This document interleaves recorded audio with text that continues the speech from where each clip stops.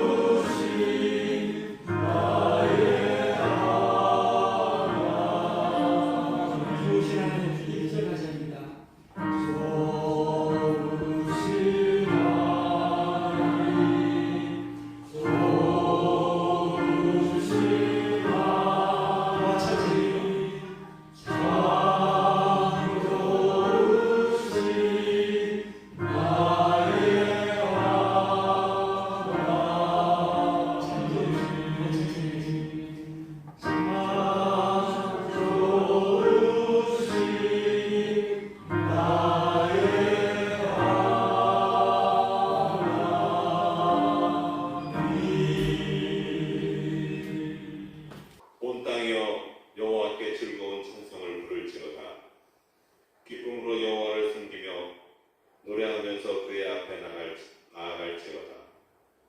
여호와가 우리 하나님이신 줄 너희는 알지어다. 그는 우리를 지으시니요 우리는 그의 것이니 그의 백성이요 그의 기르시는 양이로다. 감사함으로 그의 문에 들어가며 찬송함으로 그의 궁정에 들어가서 그에게 감사하며 그의 이름을 송축할지어다. 여호와는 선하시니 그의 인자하심이 영원하고 그의 성실하심이 대대에 이르리로다. 아멘. 이제 다 같이 선호신경으로 신앙 고백 드리시겠습니다. 전능하사 천지를 만드신 하나님 아버지를 내가 믿사오며 그 외아들 우리 주 예수 그리스도를 믿사오니 이는 성령으로 잉태하사 동정녀 마리아에게 나타나시고 본디오 빌라도에게 고난을 받으사 십자가에 못 박혀 죽으시고 장사한 지 사흘 만에 죽은 자 가운데서 다시 살아나시며 하늘에 오르사 전능하신 하나님께 앉아 계시다가 저희로서 산자 죽은 자를 심판하러 오시리라. 성령을 믿사오며 거룩한 공예와 성도가 서로 교통하는 것과 죄를 사하여 주시는 것과 몸이 다시 사는 것과 영원히 사는 것을 믿사옵나이다. 아멘. 이제 주름난 분께서 나오셔서 우리를 위하여 기도 인도해 주시겠습니다.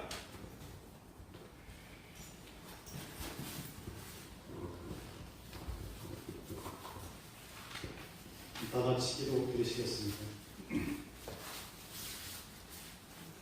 자비와 긍휼이 풍성하시며 언제나 우리와 함께 하시는 하나님 아버지, 지난 두 달 동안 주의 은혜로 복된 날들을 보내게 하시고 9월 신우의 모임으로 이 자리에 함께 모여 우리의 아버지 되시는 하나님께 예배드리게 하시 감사와 영광을 올려드립니다.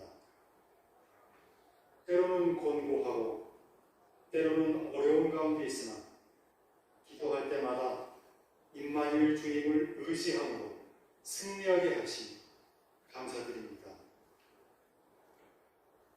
하지만 저희들의 연약함과 이기심으로 인하여 하나님의 영광을 가리고 주의 뜻대로 행하지 못했던 적도 너무나 많았음을 고백합니다. 이제 회개하오니 용서하여 주옵시고 이 시간 예배를 통해 연약함을 이길 힘을 회복케 하여 주옵소서.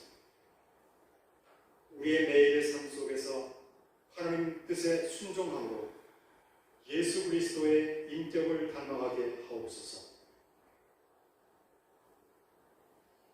저희들이 학창 시절을 함께 보내고 고등학교를 졸업한 지도 50여 년이 지났습니다.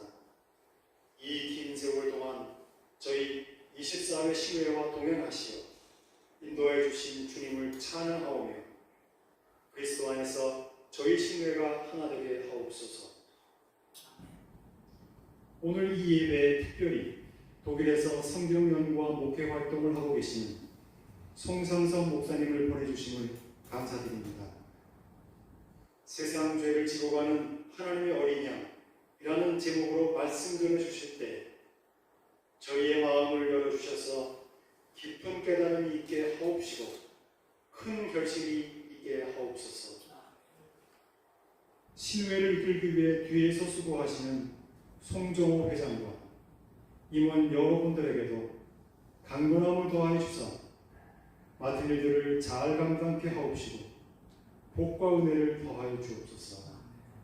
특별히 인도네시아에서 말씀 전파에 애쓰시고 있는 유재정 선교사에게도 선교 활동에 어려움 없도록 은혜 가운데 붙들어 주옵소서. 저희들 안에 질병, 고통과 여러 가지 어려움에 있는 지체들을 기억하여 주사 하나님의 구별하심으로 치유하여 주옵시고 공급자 되시는 주님께서 그 필요를 채워 주옵소서. 주님만이 저희의 힘이시고 유일한 도움이심을 고백하오며 저희의 생명 되신 예수 그리스도의 이름으로 기도드리옵나이다. 아멘. 다 같이 찬송가 79장 같이 부르시겠습니다.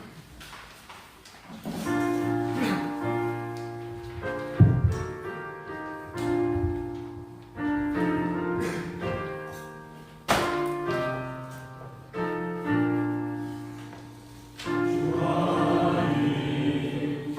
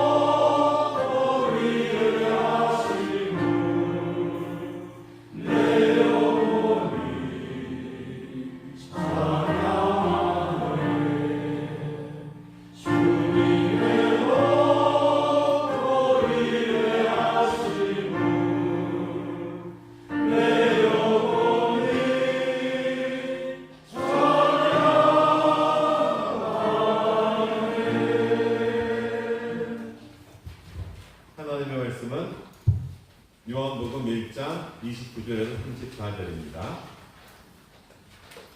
이튿날 요한이 예수께서 자기에게 나아오심을 보고 이르되 보라 세상 죄를 지고 가는 하나님의 어린 양이로다. 내가 전에 말하기를 내 뒤에 오는 사람이 있는데 나보다 앞선 것은 그가 나보다 먼저 계심이라 한 것이 이 사람을 가리킴이라.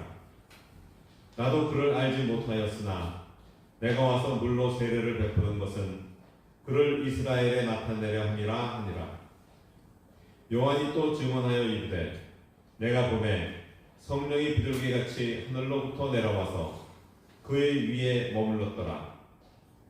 나도 그를 알지 못하였으나 나를 보내어 물로 세례를 베풀라 하신 그이가 나에게 말씀하시되 성령이 내려서 누구 위에든지 머무는 것을 보거든 그가 곧 성령으로 세례를 베푸는 이인 줄 알라 하셨기에 내가 보고 그가 하나님의 아들이심을 증언하였노라 하니라.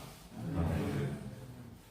이제 성산서 목사님 나오셔서 세상 죄를 지고 가는 하나님의 어린 양이라는 제목으로 말씀 전해 주시겠습니다.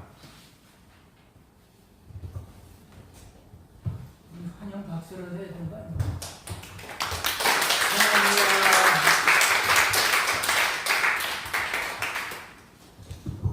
네, 반갑습니다. 설교 제목은 세상 죄를 지고 가는 하나님의 어린 양입니다. 설교에 들어가기 전에 제 인생에 대해서 좀 얘기를 하겠습니다. 그래야 이제 설교가 이해가 됩니다. 제 설교가 아주 유명한 설교인데 이유가 있어요. 잘해서가 아니라 한번 설교하면 다시는 이제 안 들으려고 하나? 농담이 아니고 진짜입니다. 설교가 너무 과격하다. 과격하다는 게 뭐냐면 그 성경 내용 그대로 전합니다. 이 굉장히 과격한 거예요. 성경 내용을 그대로 전하면 좋아할 사람은 거의 없는 거예요. 제가 지금까지 체험하기는 대가 각색을 해서 전해야 되는데 저는 성격이 또 그러지 못해요. 성격이 좀 이제 특이하기 때문에 그런 제 과거를 얘기해야 조금 여러분이 이제 내가 왜 이런 설교를 하는가 이해를 해줄 것입니다. 제 인생은 한마디로 말하면 이제 무엇을 찾아서 헤매는 썰입니다. 일생 헤맸어요. 그러다가 이제 일단 50대 초반에 방향을 이제 잡았어요. 길을 잡았습니다. 그때부터 이제 본격적으로 삶을 시작했습니다. 일부에서 이런 삶을 간략하게 소개해보자 합니다. 그럼 여러분이 이제 생각할 점을 좀 던져줄 것입니다. 내용적으로는 이제 그 한국 정통교회와 독일 정통교회는 어떻게 다른가? 상당히 다르거든요. 어떻게 보면 다른 종교 같다. 이렇게 볼 수가 있어요. 이상하죠? 말이 안 되는 건데 사실 또 그래요. 그러면 잘 들어보면 그렇습니다. 이런 질문의 핵심이 되고 2부는 예수 그리스도는 누구신가? 라는 질문과 대답입니다. 우선 이제 독일 교회와 한국 교회의 차이점을 간단히 소개를 드리겠습니다. 저는 이제 1982년 3월에 독일에 신학을 공부하러 유학 갔습니다. 유학을 가게 된 동기를 간단히 말씀드리겠습니다. 고등학교 1학년 때부터 군대 생활을 거쳐서 대학을 졸업할 때까지 10년간 인생에서 큰 위기를 겪었습니다. 위기는 이제 책만 들여다보면 머리가 아픈 거였어요. 공부에 흥미가 없어 금방 잡념이 들고 두통이 났습니다. 이 병을 치료하고자 수많은 병원에 찾아가고 별 약도 다 먹었지만 허사였고 나중에는 방도가 없어 친구 추천으로 영한 무당까지 찾아갔습니다. 기도원에 다니고 이제 금식도 했습니다. 이렇게 젊은이 10년을 이제 비참하게 살았습니다. 그런데 그러한 고생이 앞으로의 성장한 삶을 이제 어느 정도 준비시키는 어떤 워밍이 된 것 같습니다. 대학을 졸업하고 우연히 어려운 신학책을 보게 됐는데 이상하게도 대부분 이해가 되었어요. 책들이 계속 이해가 됐어요. 그래서 신학이 굉장히 쉬운가 보다 생각했는데 나중에 이제 생각해보니까 하나님께서 저를 이제 신학대에 들어가도록 하시기 위해 이렇게 하셨다니 이렇게 생각했어요. 그래서 이게 기적이다 생각했는데 나중에 알고 보면 기적이 아니고 성격 탓인 것 같아요. 제가 이제 하기 싫은 걸 절대 못하는 성격이라서 고등학교 때 그 공부가 입시 위주라서 아주 제가 혐오했거든요. 그래서 억지로 하려니까 하기 싫었고, 대학에서는 이제 외시 공부를 했는데, 그것도 이제 아주 혐오하는 이제 공부였는데, 왜 외시를 했냐면, 저희 아버님이 이제 행시 출신이에요. 그래서 이제 저 당연히 이제 어릴 때부터 뭐 고시를 봐야겠다 이런 생각 때문에 외시를 했는데, 이것이 이제 너무 싫어가지고 그 병에 걸려서 계속 아팠던 겁니다. 대학을 졸업하고 제가 좋아하는 걸 공부하게 되니까 이제 공부가 시작이 되는 겁니다.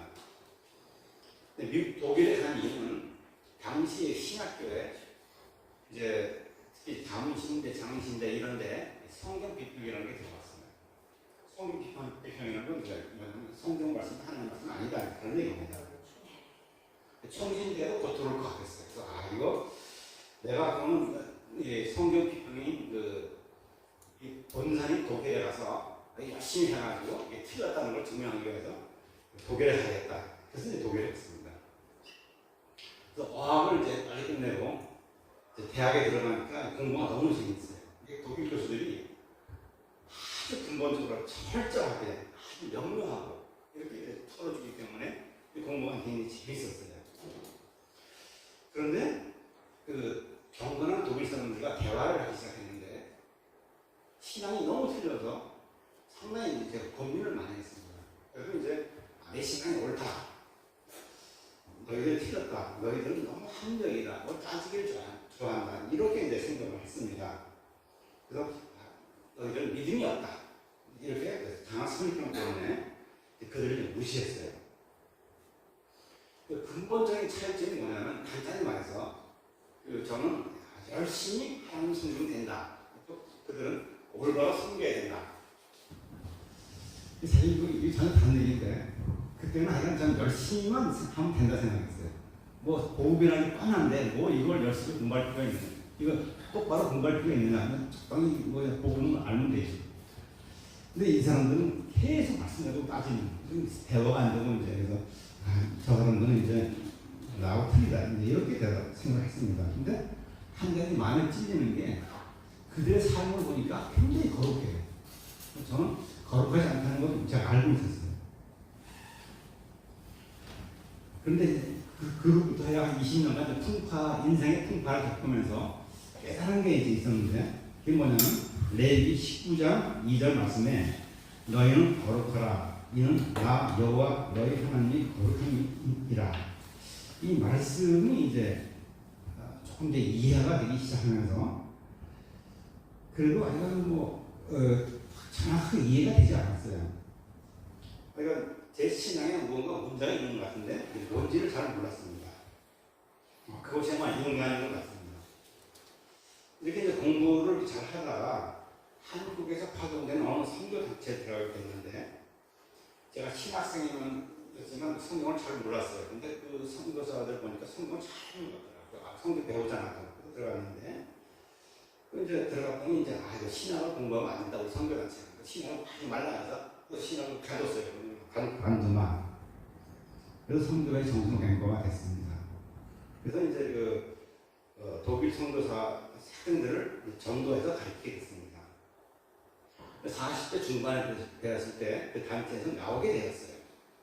선교회 겉으로 보면 굉장히 순수한데 내부로 들어갈수록 이 부패가 드러나는 거예요. 진짜 신기하더라고요. 사람들이 상당히 부패했고 부정 축제, 세뇌를 많이 시켜요. 그러니까 통일교와 똑같아요. 대부분 선교회가 그런 것 같아요. 한국 선교회 보니까 그게 다 맞거든요. 대부분 세뇌시키고 부정 축제와 그 권위주의 나쁜 게 안에 들어있어요. 그래서 결국 사람을 영적으로 수탈하고 육적으로 수탈하고.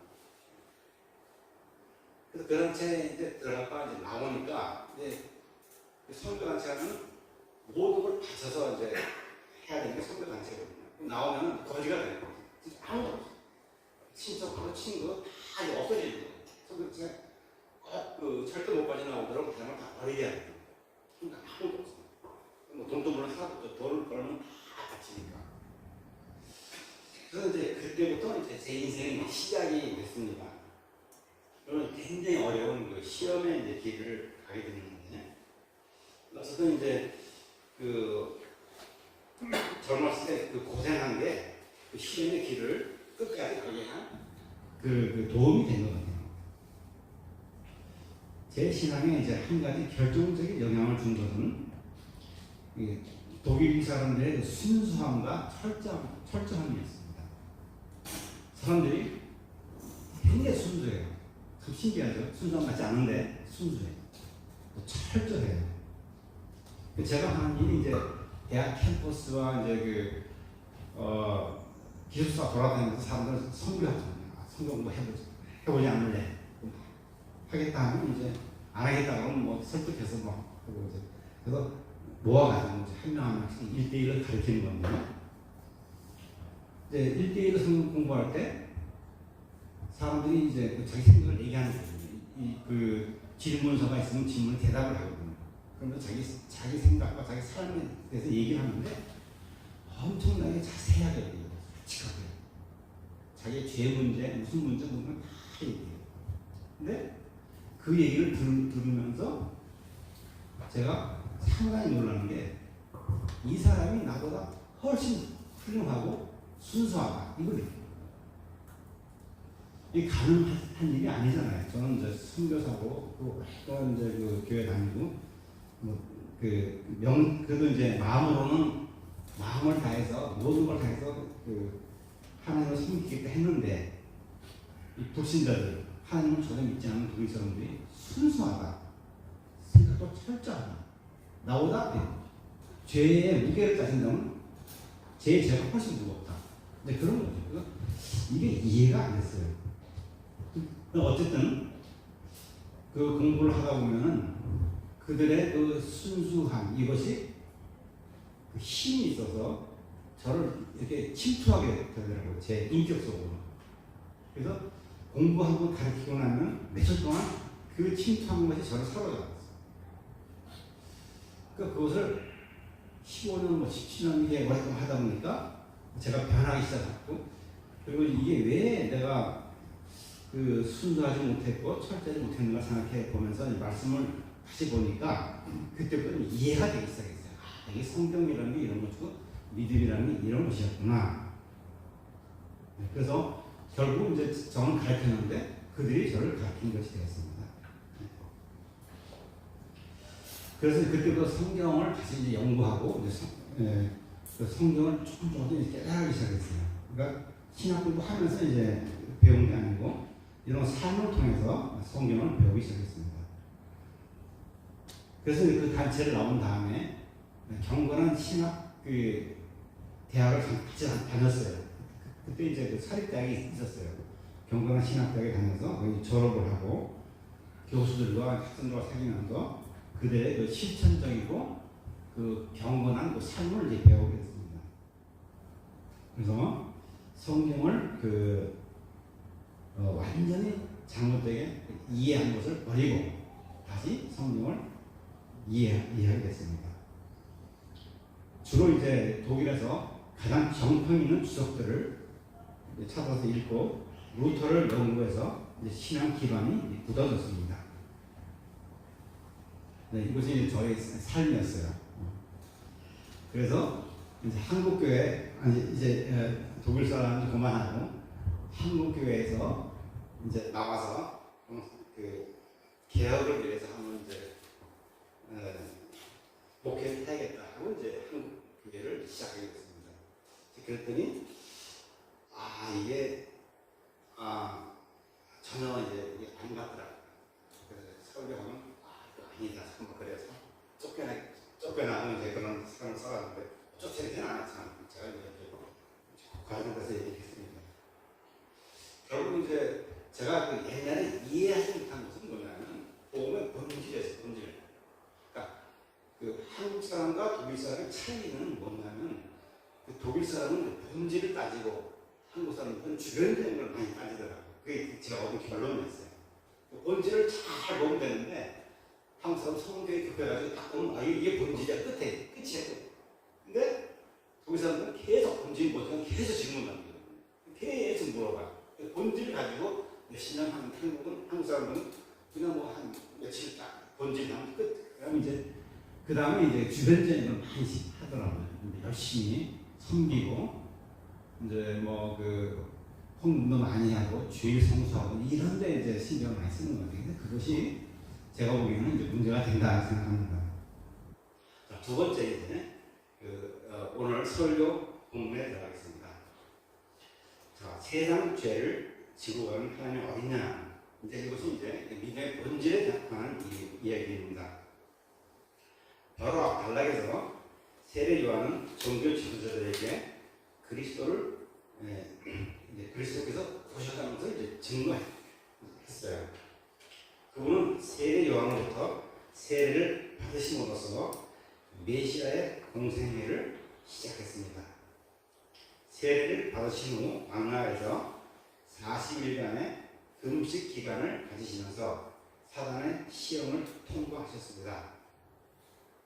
이제 메시아로서의 본격적인 사역을 시작하고자 다시 세례 요한에게 모십니다.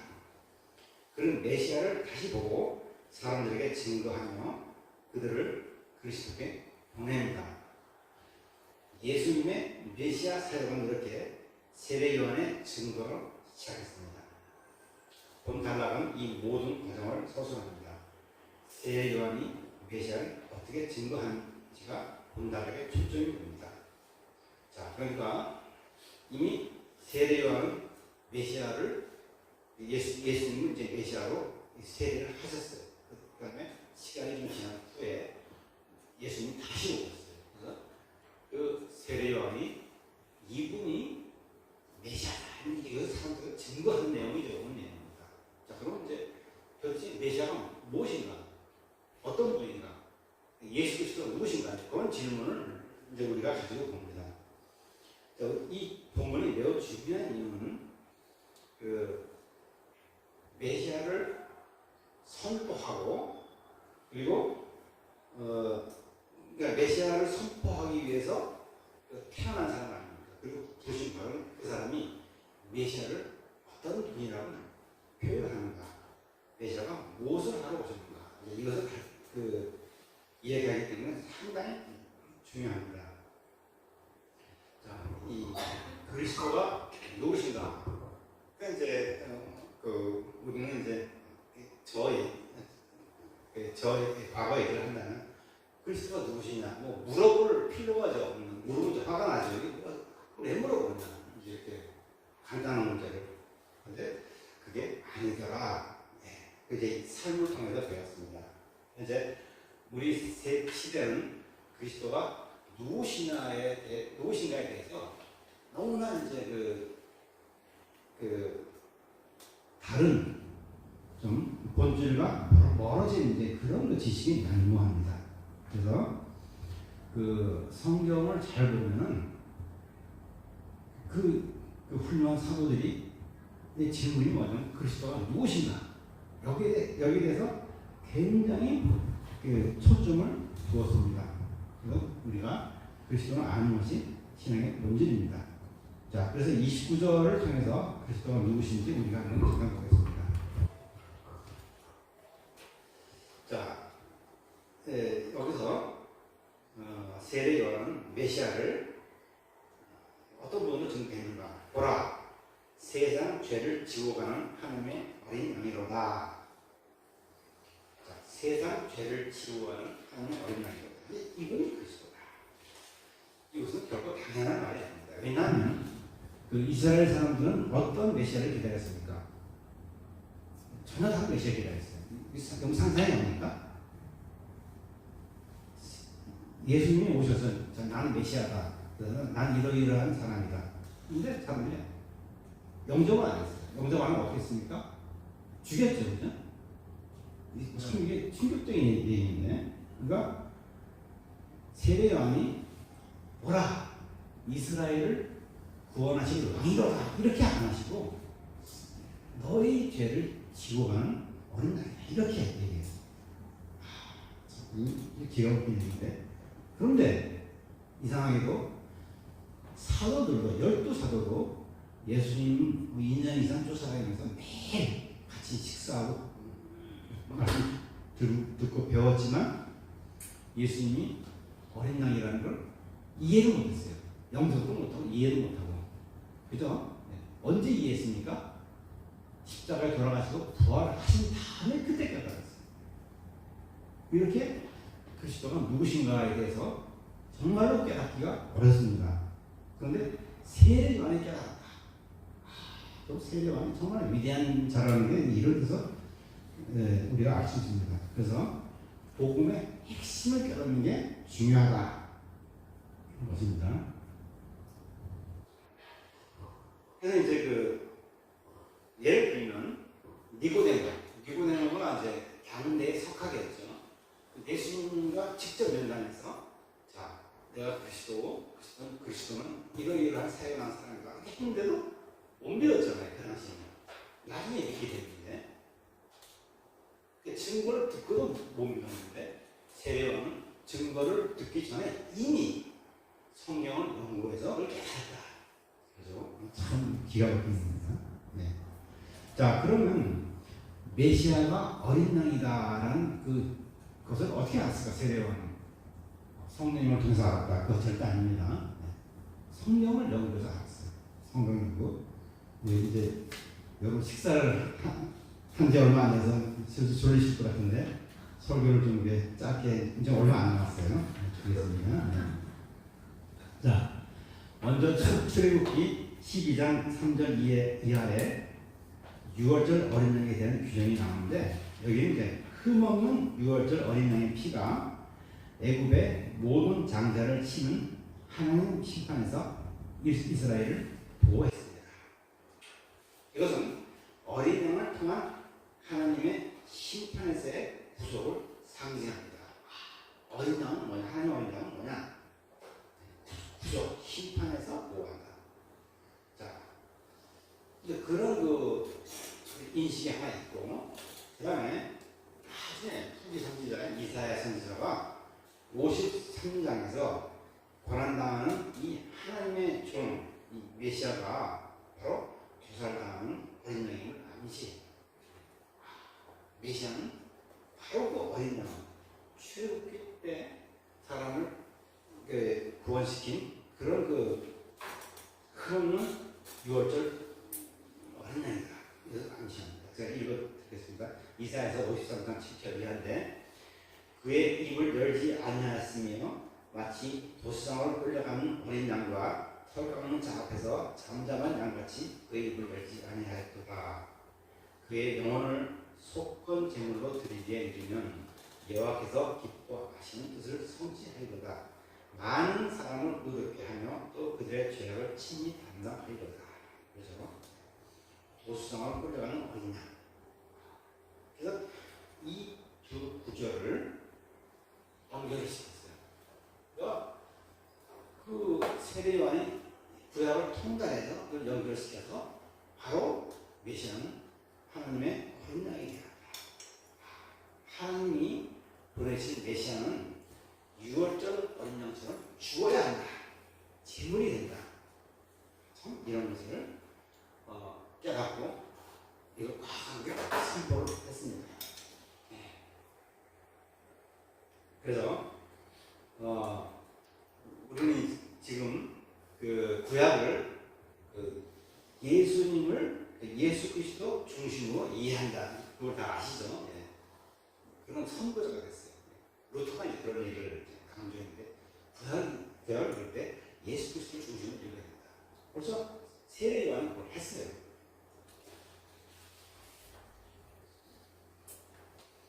자, 세례요한은 계속해서 그리스도를 그 하나님의 어린 양이라고 하고 이어서 그가 세상 죄를 지우한다라고 합니다. 이것이 어린 양이 해야 될 과제입니다. 그 어린 양이신 예수님의 삶 자체가 모든 사람의 죄를 지워가는 삶입니다. 메시아로서의 3년간의 삶을 한마디로 표현하면 세상 죄를 지고 가시는 것입니다. 그러니까 여러분들이 복음서를 다시 잘 읽으시면 예수님이 도대체 뭘 하십니까? 그 말씀하시는 거와 행동하시는 그 모두가 세상 죄를 지고 가시는 그 하나의 표현이라고 그러죠. 더 나아가서는 세상 죄를 지시고 죽임을 당하심으로써 사람들의 죄 삭까지 온전히 치르셨습니다. 이것이 세상 죄를 지고 가신다는 말씀의 온전한 의미입니다. 자, 그러면 이제 세례 요한의 이 깨달음이 맞는가? 또 이제 또 전부 이제 검증을 해봐야 돼요. 네, 근데 성경 전체에서 이것을 이제 증언하거든요. 예를 들자면 그가 자기 백성을 그들의 죄에서 구원하실 자신이라 마태복음 2장 21절. 또 메시아 자신도 마태복음 20장 28절에 따르면 자기 목숨을 많은 사람의 대중으로 주는 것이 핵심 과제다. 천사의 메시지 또 사도 바울이나 이런 사람들도 전부 그 같은 것을 증거했습니다. 그러므로 이러한 그리스도께서 오시는 것이 인류에게 가장 큰 사건이며 가장 큰 기쁨의 소식입니다. 목자들이 이제 예수님도 항상 그럴 때 또 그런 얘기 하고 있었죠. 예. 자, 그런데 바로 이것이 대부분 유대인이 가졌던 메시아 상과는 판약에 다릅니다. 앞서 언급했듯이 이들은 정치적 메시아, 물질적 메시아, 왕 메시아, 오병이어 기적을 잘 보시면 특히 요한복음에서 이 사람들은 빵을 가져다 주는 메시아를 기다렸다는 것이 아주 분명히 나타나요. 그리고 이제 그 당시 이제 그 많은 문서들이 있어요. 솔로몬 성가 이런 문서가 있는데 지금도 내용을 다 알 수가 있어요. 거기 보면 이제 메시아에 대해서 어떤 말이 있냐면 메시아를 능력으로 무장시키셔서 불의한 지배자를 분쇄하시고 예루살렘은 짓밟는 이방인으로부터 그 도시를 정화하소서. 이 얘기는 뭐냐면 메시아가 오셔서 우리들을 짓밟는 그 로마인들을 그냥 물리치셔서 이런 생각이 들어있어요. 그 쿰란 공동체 여러분 알고 있죠? 쿰란 공동체에서는 또 메시아적 전쟁을 기다리고 있었는데 쿰란 문서를 읽어보면 어떤 말이 있냐면 빛의 아들들이 손을 들어 어둠의 아들들과 벨리알의 군대를 쳐부시고 로마의 지배가 그치도록 하는 것이었습니다. 그래서 이들은 전혀 다른 메시아를 기다리고 있었고 그래서 메시아가 자기를 계시하셨을 때 크게 부딪힌 거죠. 결국은 메시아를 죽이셨습니다. 자, 그러면 이제 우리 이제 다 끝났습니다. 마지막인데 단락 생각을 좀 해보겠습니다. 우리는 그럼 어떤 메시아를 기다립니까? 당연히 이제 우리 죄를 사하시는 그 메시아를 믿는다고 하는데 사실은 내 안에 무엇입니까? 생각을 잘 해봐야 됩니다. 그 당시에 유대인과 우리가 차이가 있는가? 그리고 교회사를 교회에서 공부를 여러분 하셔야 됩니다. 보면 정말 믿음이 있는 사람들이 그 줄을 차지하는 그럴 때는 아주 적었어요. 대부분 어둠 속에서 역사가 개혁 역사가 어둠 속에 있었습니다. 그럼 이제 오늘날 한국 교회는 이거 아주 밝고 지금 구원받는 이렇게 많은데 이렇게 생각할 것인가? 절대 아니라고 봅니다. 당시 사람들과 똑같다. 또 우리 생각을 깊이 해봐야 돼. 그래서 우리가 메시아는 무엇인가? 우리 죄를 감당하고 지시기 원한다. 여기에 초점을 맞춰야 된다. 그것입니다. 네. 그래서 심각하게 우리는 장래해야 되는데 나는 예수 그리스도께서 나를 위한 속죄양이 되신 것을 정말 믿는가? 예수님이 나의 죄를 모두 사셨는가? 그럼 내 죄가 씻겨져서 정결하게 되었는가? 나는 그리스도 앞에서 나의 모든 죄를 고백합니다. 하나님의 어린 양에게 나의 죄를 넘겨드립니다. 넘겨드리지 않고 내 죄를 내가 가지고 있으면 이게 사함받는 것이 아닙니다. 하나님이 내 마음을 아시니까 당연히 내 죄를 사해 주시겠지요. 이게 절대 안, 성경에 그런 거 없어요. 내가 내 죄를 깨닫고 고백할 때 그 모든 죄가 전부 다 씻겨서 내려가서 아주 우리는 그 신부처럼 거룩하게 됩니다. 그럴 때 우리는 구원받은 자로서 큰 기쁨과 확신도 가지게 됩니다.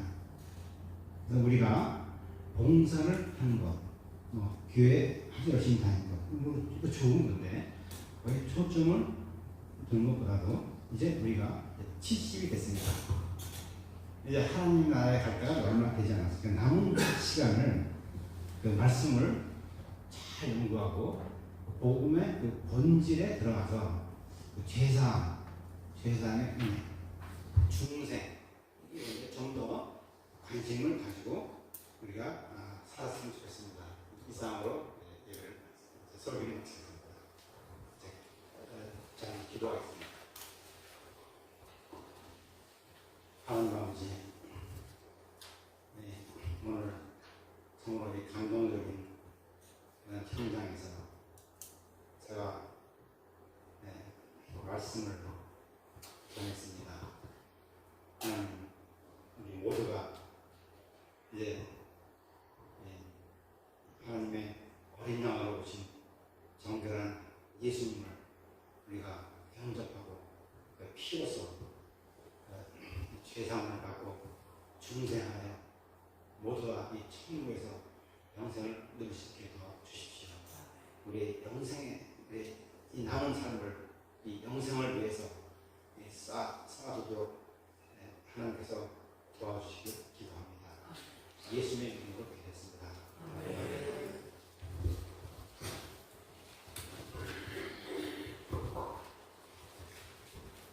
감사합니다. 다 같이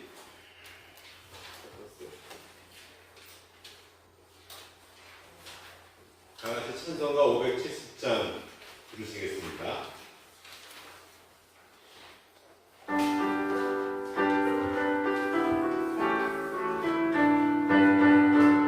나를 주의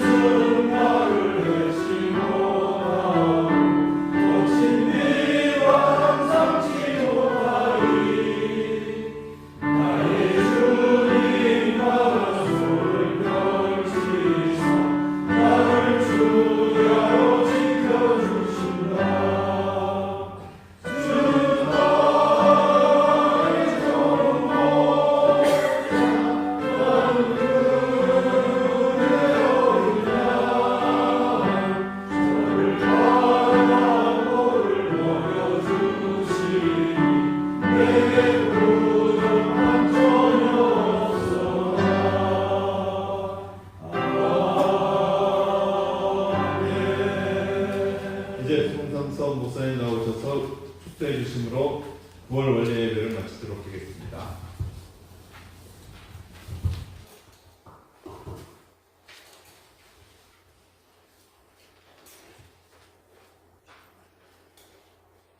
여호와는 내게 복을 주사 너를 지키시기를 원하며 여호와는 그 얼굴로 내게 비추사 은혜 베푸시기를 원하며 여호와는 그 얼굴로 내게 향하여 드사 평강 주시기를 원하노라. 아멘.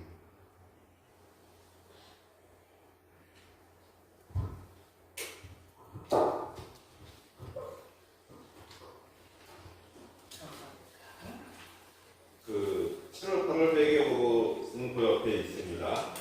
거의 장소 사용료는 늘 현재 우리가 사용하는 장소도 분기당 10만 원씩 교회에 헌금을 하고 있습니다. 그래서 1년치 40만 원을 일시불로 내게 되겠습니다. 그럼 성경 회장님 나오셔서 전하는 말씀 전해주시겠습니다.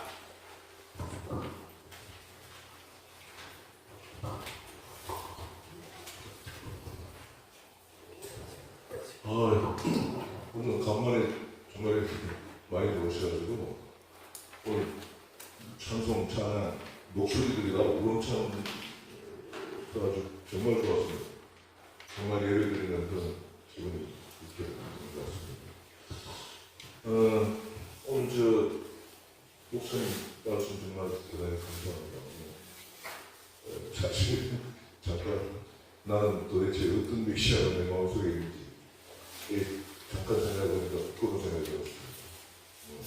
일방적으로 나만 위해주는 그런 메시아를 모시고 싶은 게 아닌가 그런 생각이 들었습니다. 그리고 이제 제가 잠깐 말씀드리고 이제 우리 목사님하고 여러분들 아마 목사님이 뭐 독일에서 40년 계셨기 때문에 여러 가지 아마 또 궁금한 것도 있을 테니까 잠깐 간단한 답을 가지려고 하는데 또 우리 장본사님이 지난번에도 뭐 시계를 잔뜩 들고 오셨는데 오늘 또 그렇게 하지 말라고 그렇게 시시하고 하셨는데 그게 뭔데서 그걸 들고 또 근데 저는 우리 그 권사님이 항상 우리 신호에 그 꽃깃밥 20잔같이 훔쳐가고 이렇게 했기 때문에 지금 이제 권사님 나오고 계시면은 제가 든든합니다. 사실 그래서 내일은 꼭 나와주셨으면 하는 그런 바람이 있습니다.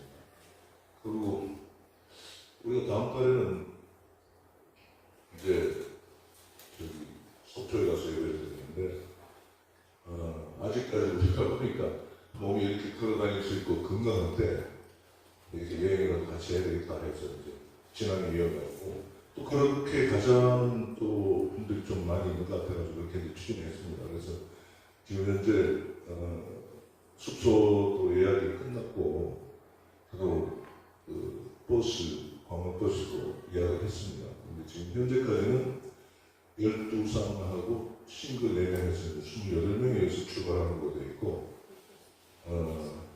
중간에 그러니까 속초에서 장성훈 부부가 충주에서 이제 와서 그러니까 그날 아마 그 중식 때부터는 30명이 같이 이제 움직이고 속초에 있는 친구들한테도 제가 가급적이면 그냥 그때 중식 때부터 같이 조인하는 게 어떠냐 해가지고 제가 물어봤습니다. 근데 거기서 이제 6명이 이렇게 하니까 그날 저녁에 우리 예배가 아마 36, 현재까지는 36명이 오는 그렇게 되어 있습니다. 간단한 일정은 뭐 그냥 지난해하고 좀 다르게 속초로 가서 속초에서 뭐 그다음 바로 그 비선대로 가서 거기서 이제 교회 와서 예배드리고 저녁 식사하고 그 다음 날은 느긋하게 아침에 한 10시쯤 출발해서 그 강릉 갔다가 오는 길에 월정사도 됐다가 여기서 오는 코스. 그래서 이제 지금 그 코스 일정은 전부 한 목사께서 다 전문가시니까 이번에 모든 그 일정하고 가이드하고는 우리 한 목사가 맡아서 아마 해줄 겁니다. 그래서 이 일정을 아마 제가 바로 내일이나 모레나 나한테 똑바로 올리도록 하겠습니다.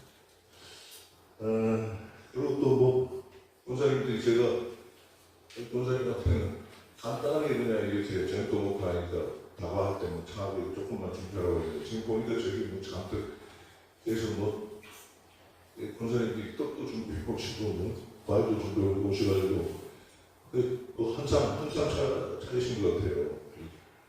감사합니다. 어쨌든. 자 그러면 뭐 우리 잠깐 우리 목사님하고 간단하게 이렇게 편안하게 이렇게 하도록 하십시오.